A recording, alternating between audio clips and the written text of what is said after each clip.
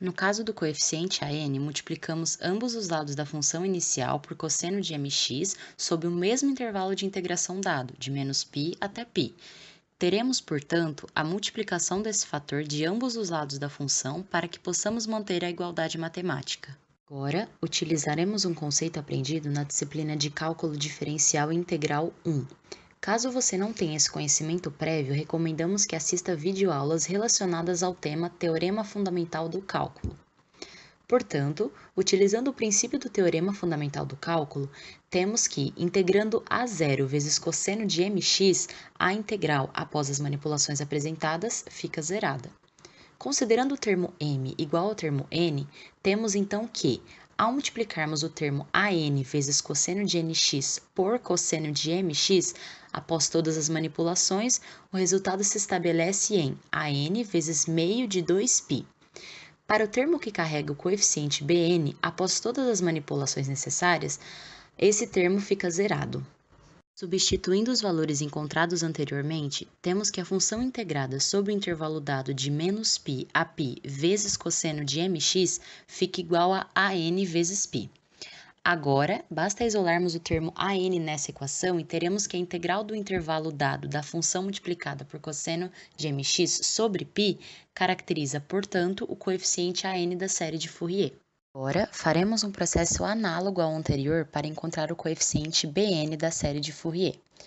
Primeiro, devemos multiplicar ambos os lados da função inicial por seno de mx para mantermos a igualdade matemática.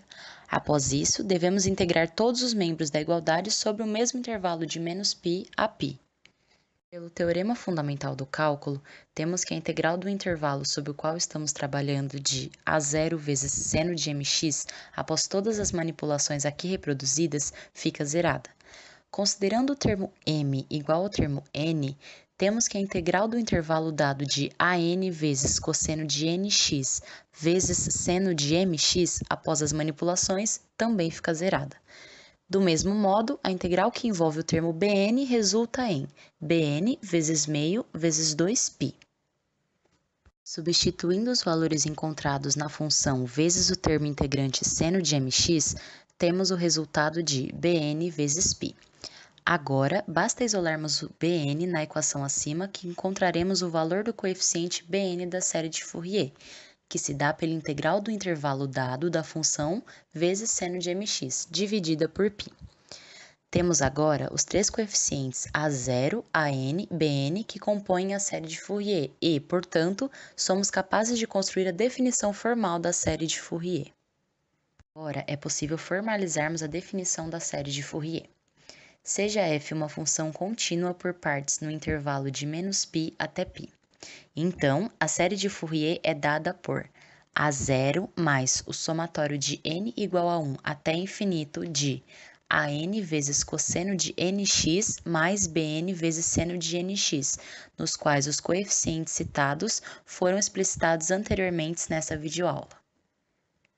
Agora, vamos definir a soma de Sn de x como a enésima soma parcial da série. Então, temos que a n é igual a 1 sobre π, integral de menos π até π, de f de x cosseno de nx dx. Temos, então, que a n é igual a zero. Depois, temos que A0 é igual a 1 sobre 2π, integral de menos π até π, de fx dx. Temos, então, que A0 é igual a meio. Agora, temos que Bn é igual a 1 sobre π, integral de menos π até π, de f de x, seno de nx dx. Com n ímpar, temos que Bn é igual a 2 sobre π vezes n.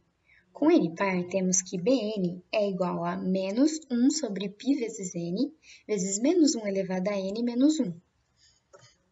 Portanto, f de x é igual a A0, somatório de n igual a 1 até infinito, de AN cosseno de nx mais Bn seno de nx, com AN igual a 0, A0 igual a meio, e Bn menos 1 sobre π vezes n, vezes menos 1 elevado a n, menos 1.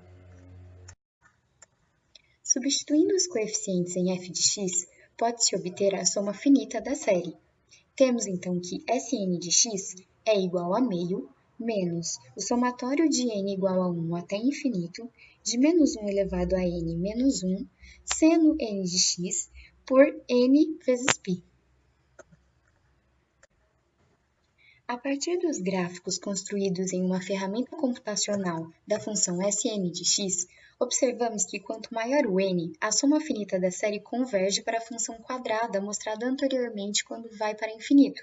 Além disso, os valores múltiplos de π anulam o valor da função, fazendo com que a série apresente descontinuidades. Funções periódicas podem ser caracterizadas para um período qualquer. Sendo assim, nosso objetivo agora é definir a série de Fourier para uma função com período 2L. Uma função f contínua por partes de -L até L é representada pela série de Fourier como A0 mais somatório indo de 1 a infinito de AN cosseno nπx sobre L mais BN seno nπx sobre L. Definiremos agora os parâmetros da equação anterior. A0 é igual a 1 sobre 2L vezes a integral no intervalo de -L a L de f de x dx. A n igual a 1 sobre L vezes a integral nos intervalos de -L a L de f de x vezes o cosseno de nπx sobre L dx. De n começando a 1, 2, 3, sucessivamente. Bn é igual a 1 sobre L vezes a integral nos intervalos de -L a L de f de x vezes o seno de nπx sobre L dx, com n também começando de 1, 2, 3, sucessivamente até o infinito.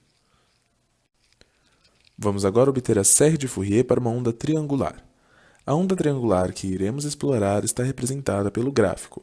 As funções correspondentes são f de x igual ao seu módulo, com x indo de -1 a 1, e f de x mais 2 igual a f de x. Podemos perceber, pelo gráfico, que o período da onda representada é 2 e o comprimento é 1. Para a determinação do coeficiente A0, tomemos a mesma função que representamos anteriormente, substituindo os valores de L por 1. Nesse caso, teremos como resposta meio. Agora calcularemos o AN através da função descrita anteriormente, substituindo os valores de L por 1, como é o caso. Após o desenvolvimento algébrico, tomaremos como resposta a seguinte: 2 sobre n² vezes π² vezes cosseno de nπ menos 1. Faremos o mesmo procedimento agora para encontrar Bn, substituindo L por 1 também na equação descrita anteriormente. Após as manipulações algébricas, tomaremos como resposta 0. Uma vez encontrados os 3 parâmetros necessários, podemos então escrever a série de Fourier para a função da onda triangular. Considerando Bn igual a 0 e substituindo A0 e AN, temos f de x igual a meio mais somatório indo de 1 a infinito de 2 sobre n² π² vezes cosseno de nπ menos 1 vezes cosseno de npx.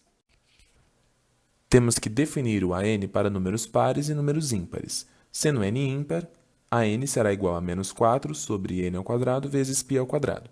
Sendo n par, temos que o AN será 0. Dessa forma, desconsideraremos AN para números pares, e só serão levados em consideração valores ímpares de n. Agora que sabemos que teremos que considerar apenas valores ímpares de n, chegamos, através de substituições, na soma parcial da série.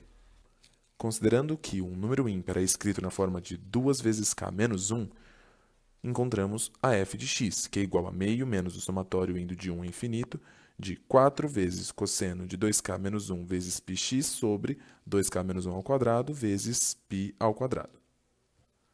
Definimos assim a enésima soma parcial da série, para uma função triangular.